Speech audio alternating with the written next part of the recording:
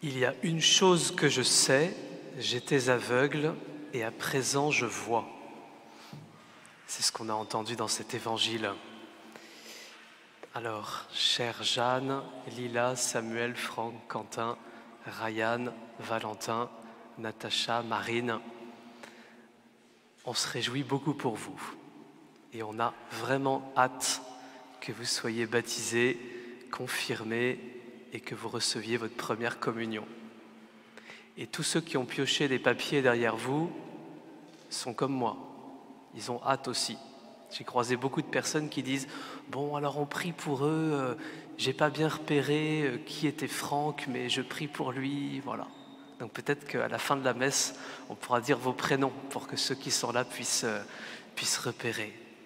On a vraiment hâte de pouvoir vous plonger dans cette eau du baptême pour que vous puissiez recevoir tout l'amour de Dieu, toute la lumière de Dieu, toute la tendresse de Dieu. Alors aujourd'hui, vous allez vivre votre deuxième scrutin. On l'a dit la dernière fois, le scrutin, c'est Dieu qui veut préparer vos cœurs. Voilà, je suis un mauvais jardinier, mais je sais que pour planter une bonne graine, il faut d'abord bien préparer la terre. Et donc c'est ce qu'on vit dans chacun de ces scrutins. On demande à Dieu de venir préparer la terre de vos cœurs pour que vous soyez prêts. Voilà, la semaine dernière, le scrutin de la semaine dernière, on a demandé à Dieu, avec l'évangile de la Samaritaine, de venir déboucher la source de votre cœur pour qu'elle puisse jaillir en abondance le jour du baptême. Et aujourd'hui, on demande à Dieu, dans ce scrutin, qu'il vienne ouvrir vos yeux. Alors vos yeux sont bien ouverts, je le vois, enfin quelques-uns sont un peu petitement ouverts, mais ils sont quand même ouverts.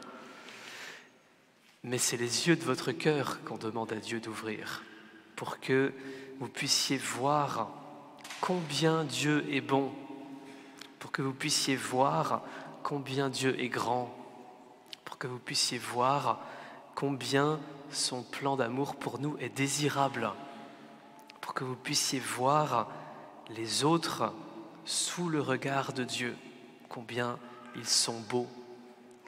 Et puis, si ça vous va, frères et sœurs, peut-être qu'on peut le demander pour nous aussi, ça ne nous fera pas de mal, que nos yeux soient vraiment ouverts pour voir Dieu et son plan pour nous. Alors, eh bien, prions, recueillons-nous, parce que dans un instant, c'est ce que nous allons vivre. Voilà, dans le secret de vos cœurs, vous allez pouvoir demander à Dieu que vos yeux soient ouverts, peut-être pour un point précis, mais Dieu sait bien mieux que vous ce dont vous avez besoin. Et donc c'est lui qui va le faire et qui va venir travailler, pétrir le fond de vos cœurs.